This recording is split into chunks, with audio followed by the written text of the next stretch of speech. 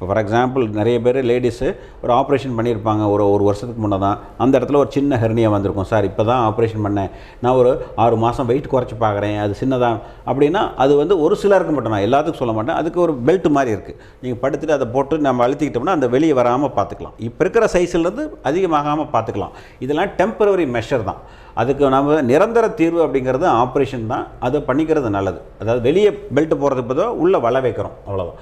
முதல் மாதிரி தையல் போட வேண்டியதில்லை. முதல் மாதிரி புண்ணு ஆறதுக்கு டைம் ஆகாது. இப்போல்லாம் லேப்ரோஸ்கோப் மூலமாகவும் வலை உற்பத்தி மெஷ் மூலமாக பண்ணுறதுனால வலிங்கிறது மிக மிக குறைவு.